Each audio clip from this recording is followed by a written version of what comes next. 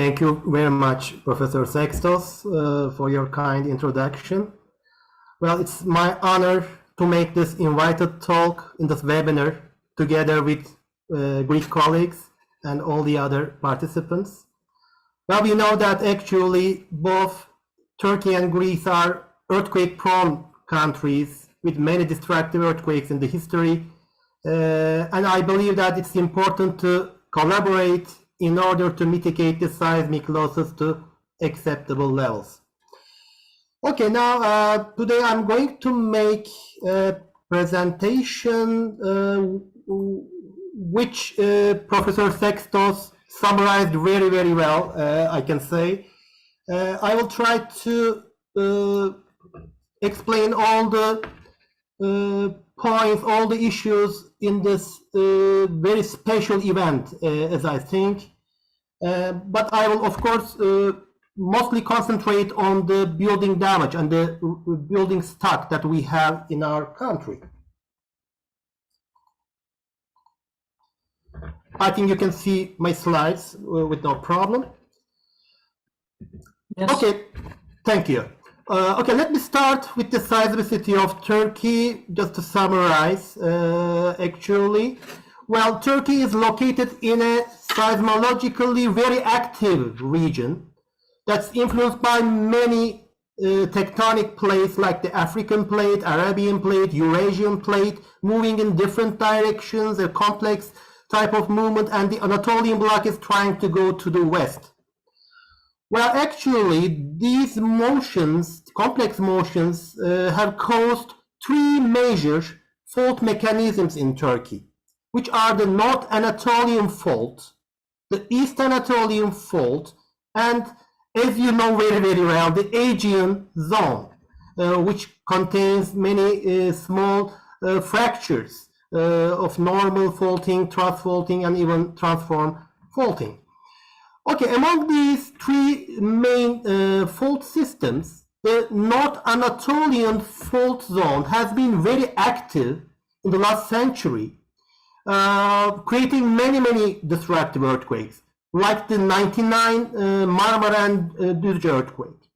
However, the East Anatolian Fault had been in a quiet period with only, let me say, few earthquakes more than a century. Until, let's say, the year 2010, where an earthquake of magnitude 6 happened in Elazığ. Then, 10 years later, in 2020, another earthquake of, I think, magnitude, it was 6.8, again in the east part of the East Anatolian Fault, or near Elazığ. Now, this showed that there is a triggering motion in the East Anatolian Fault.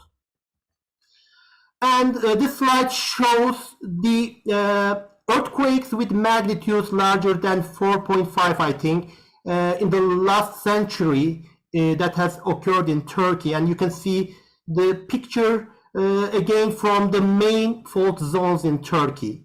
And I can say that on the average, a destructive earthquake occurs in Turkey in every 7 years. So this is a statistical fact. Now, keeping all these in mind, just like Dr. Çakır showed in his presentation, on February 6th, we had these two major earthquakes within 9 hours. Well, the first earthquake, which was epicentered in Pazarcık, Kahramanmaras, had a magnitude of 7.7 according to the IWFeb6 declaration, and it affected more than 10 cities, I mean 11 cities, directly. And approximately 300,000 buildings have been either damaged or destroyed, and more than 50,000 citizens have died during these strong shakings. And the second earthquake, which happened 9 hours later, it was the noon time actually, was epicentered in Elbistan, again Kahramanmaras, with a depth of 7.6 and a magnitude of 7.6 according to IWFeb6 declaration again. So now I will try to understand what makes these earthquakes unique? Well, actually, just like Dr. Sexton said, this is a sequential event with major and destructive earthquakes. Actually, there's also an earthquake which happened 10 minutes later, the first one, with a magnitude of 6.8 in Nurdal. But I mean, it's not counted in the recordings. Well, this was in the first days of the event. But even if you don't count it, there are 7.7, 7.6 events which happened in 9 hours, and also we have a magnitude 6.4 event in Antakya in 2 weeks' time. So this makes the earthquakes unique. Secondly, the measured ground motion intensities exceed the design spectrum values at some periods. So this brings us some questions about the design procedure that we have. Then we have the damage and loss being very, very extensive, well, in 11 major cities, populated cities, and I can say that this is the maximum earthquake damage and loss in the history of Turkey. And in addition to this, we have extensive damage due to soil effects. We have many collapses for code-designed buildings, new buildings, and there's also significant seismic damage for industrial buildings in specific regions. And for the last but not least, we have unfortunately damaged and destroyed cultural heritage, especially in Antakya and in Adıyaman. Okay, so you see, there are many points, many challenges in this earthquake. Now, I will try to emphasize some of them in the coming slides. First of all, let's start with this sequential event definition. Now, if I look at the recent events in the world, I can see the Sumatra, Indonesia earthquake. There's a 8.4 magnitude event, then 7.977 magnitude events. But this is a megathrust earthquake, which happened in the ocean, and it caused a tsunami. It's totally different. And also in Tohoku, Japan, 2011 earthquake. Again, there are destructive earthquakes, but this is again a megathrust earthquake, and it caused a tsunami, and the death toll was mostly due to this tsunami event. So these are some different types of earthquakes. And in 1999, in Jeju, Taiwan, there was a 7.6 earthquake, and then there were the aftershocks with 6.2, 6.3. Now, in this earthquake, there was again a huge damage. Thousands of buildings collapsed or were severely damaged. The death toll was in the order of magnitude of 2000s in this earthquake. And high-rise buildings with soft and weak stories collapsed during this earthquake. So I can take these as the examples from the world. When we come to Turkey, there are two examples. The first one is the 99 earthquakes of Kocaeli and Düzce, which happened in 3 months' time with magnitudes of 7.4 and 7.1. That caused collapse or damage of many buildings again. And the death toll was 18,000 according to the official numbers. But this was a confined earthquake in the Marmara region, not extensive like the recent earthquake. Then we had the one earthquake in 2011, the main shock 7.3, and the aftershocks on the range of 6 or 5.7. Again, there were some extra damages and collapses during the aftershocks, and some people were killed during these aftershocks. So these are the examples that I can find. But when I compare these examples with the recent earthquake, I see that, well, the recent earthquake is unique in the sense that the destructive earthquakes took place in a very short period of time in a very populated region with buildings, with people, and it affected all these cities. And people couldn't respond since it's a very short period of time. Okay, now if you look at from the ground motion aspects, Both events resulted in a large set of strong motions recorded by the network in the region. However, the first event has more near-field records than the second one. Okay, so you can see from this table that the shaking intensities in the region indicate an extreme event, particularly for the first earthquake. So you see the PGA values, very high, PGV values exceeding 1 meter per second for many records. So this is not very ordinary for the world, for the previous earthquakes in the world. Many records in the same earthquake with very high PGA and PGV values. Okay, so let me show some examples from the spectral accelerations, response spectra for these stations. So the black curves here show the geometrical mean of the two horizontal components as compared to the Turkish design spectrum for the return periods of 475 and 2475 years in the same location with this station. So you can see that the design basis earthquake is surely exceeded, and the maximum credible one is exceeded, especially in the long periods. Okay, so this is the other set. So you see, now here we have the response spectrum or the seismic demand exceeding the design values. Now, if you look at the problem from the seismic damage point of view, this is the statistics from the Ministry of Environment, Urbanization and Climate Change.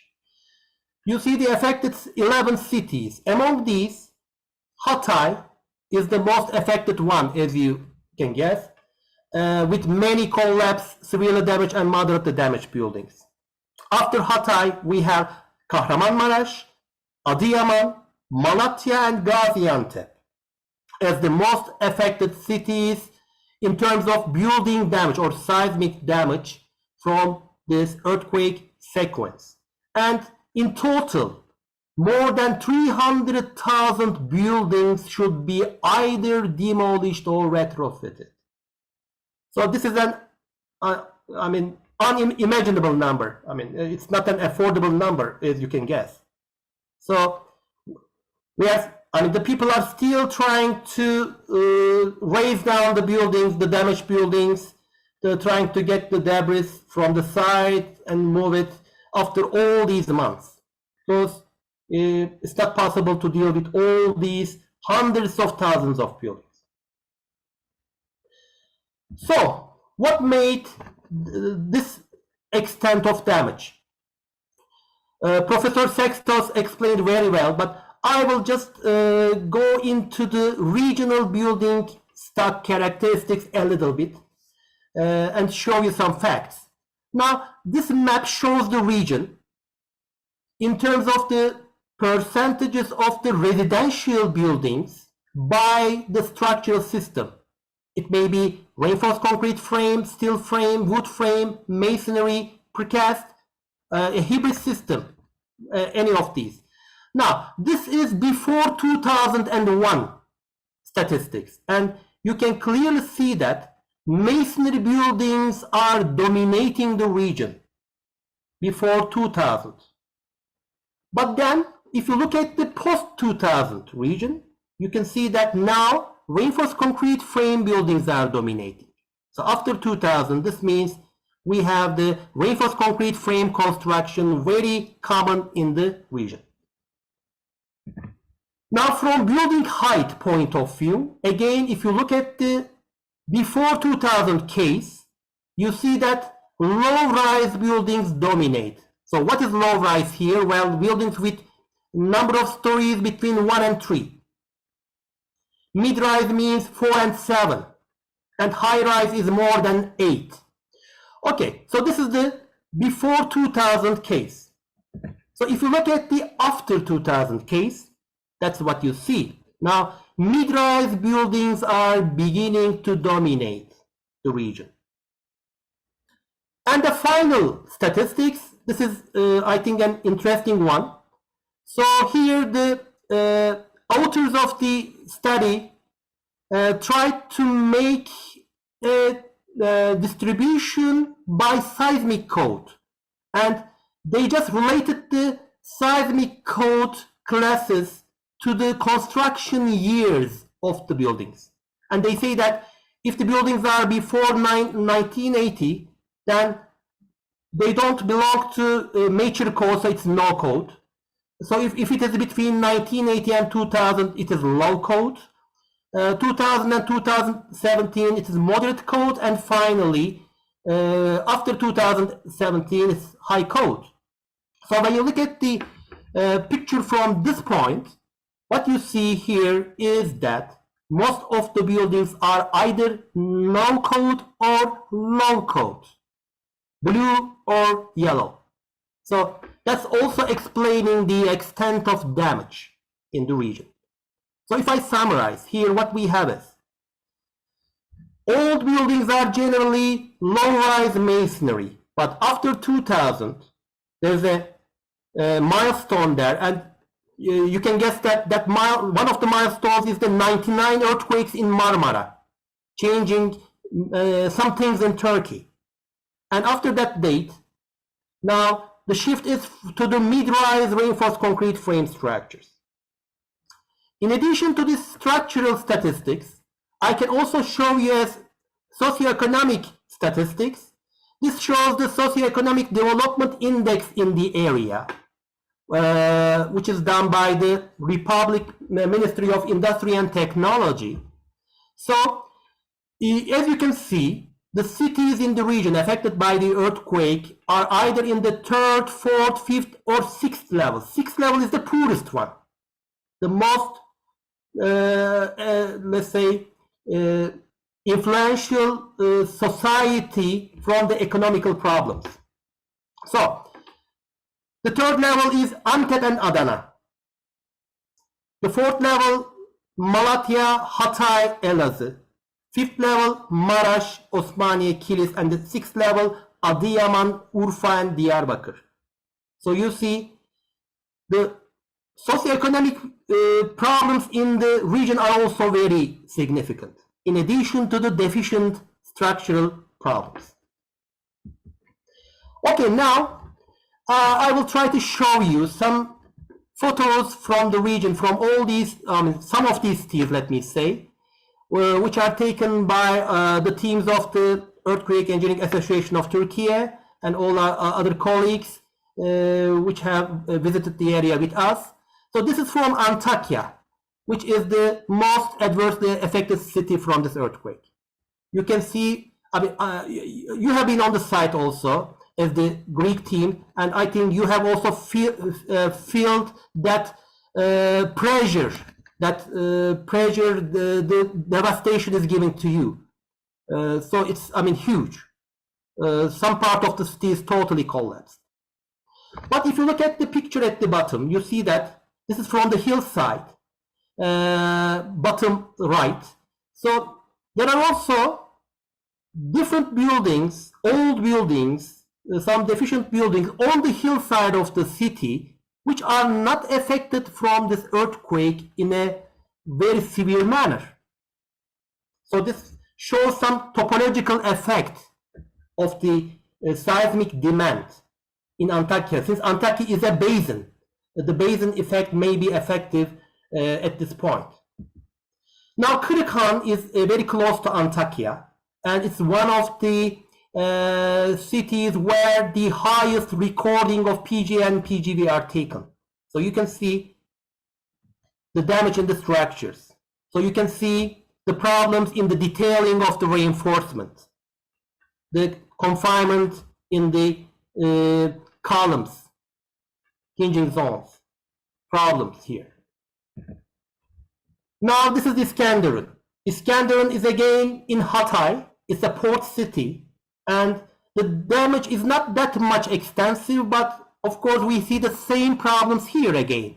So you see the plain bars, poor concrete, poor construction, similar problems are again causing the damages and the collapses here in Iskenderun.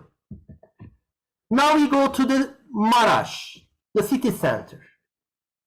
In the city center, the old city center, it is just like Antakya. I mean, it's totally damaged or totally destroyed. There are few buildings standing still. But again, if you go to the hillside of Maraş, as I show here at the bottom photos, or the bottom two photos, let me say, there are high-rise buildings which are either not damaged or lightly damaged.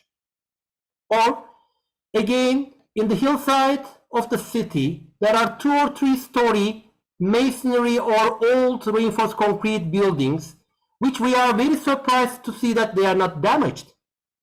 Again, there may be some differences in the seismic demand coming to the, or these buildings are experiencing as compared to the ones in the alluvial basin in the old city center. Okay, now this is Elbistan, one of the epicenters. Actually, we have entered Elbistan when we were at the site in a very early time, at 8 a.m., and the city was just like abandoned. So we were just shocked. There was no one, no rescue team and nothing. And we have seen the damage, the extensive damage there. Again, soft stories, insufficient framing, insufficient detailing, poor concrete in reinforced concrete structures, in masonry structures, poor, let's say, connections between walls and floors, walls and walls, poor materials, poor workmanship are the problems. This is Nurdağ, which is one of the places that has a huge rate, or let's say huge percent of collapsed buildings.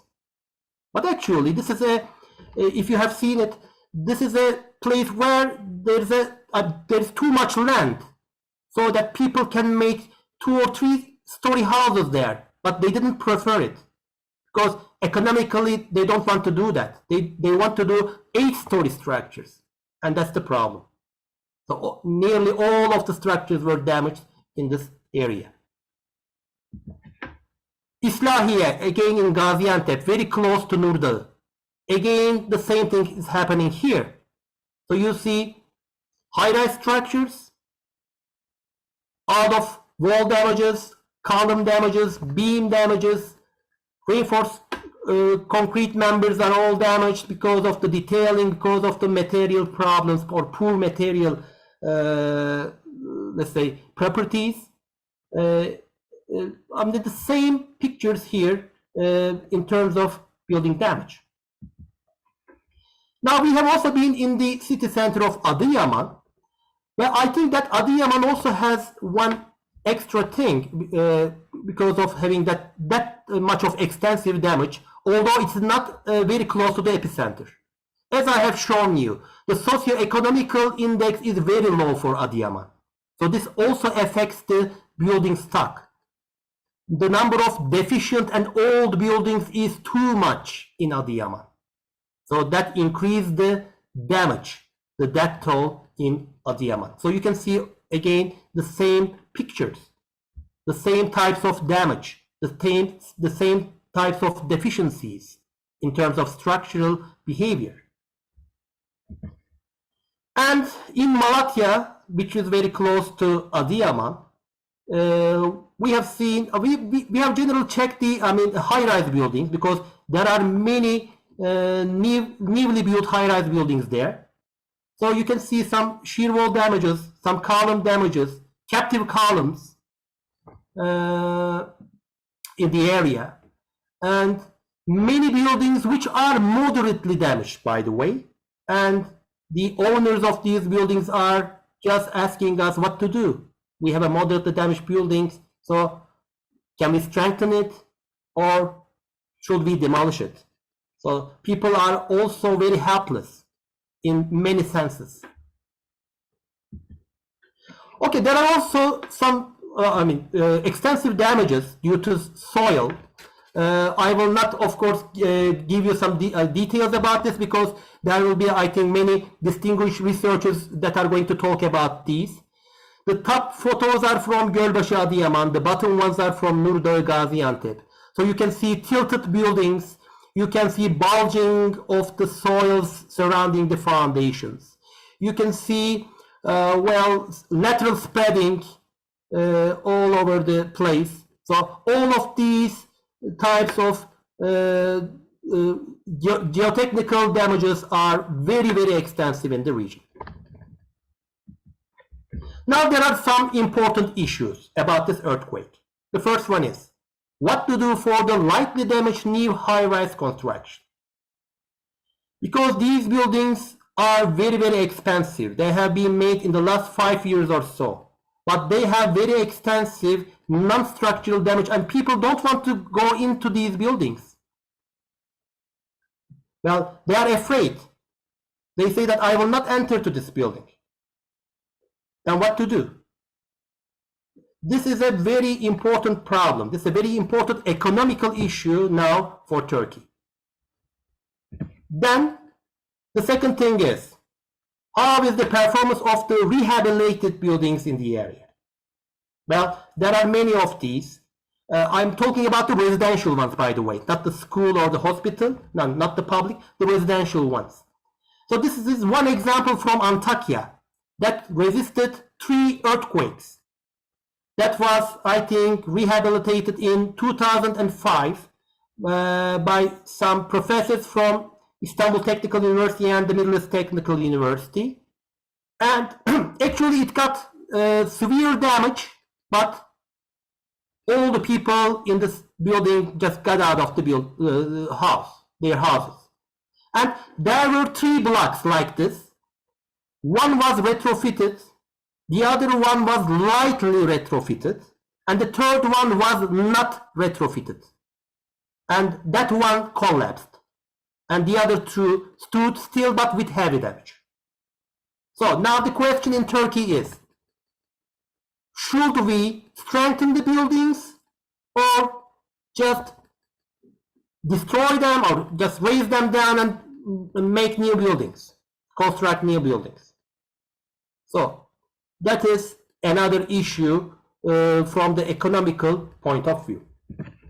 And the third one, there are many damaged or destroyed buildings which are constructed in the last 20 years by the modern codes, which we believe that there is no problem in these codes. So how did this happen? Is it the code having some problems, or is it the construction or the design, the inspection stage of the construction? So all of these cases should be examined very, very carefully, perhaps one by one, to see what caused the destruction of these new buildings. Okay, as it was mentioned before, well, there are different damage levels of on the hospital buildings, depending if they are isolated or if they are old construction or not. But on the average, they behaved well. There were some few collapsed buildings, collapsed hospital buildings, but other than that, they behaved rather well. And for school buildings, I can say the same thing. There were different damage states for the school buildings, and we were very fortunate in the sense that the first earthquake happened at night, and the second earthquake happened at noon, but there were no schools because the first earthquake caused all the schools to be closed. So this is for the school buildings. Now, finally, I will talk about the cultural heritage, which I am very sorry to talk about, because Antakya was a very interesting place from cultural heritage point of view.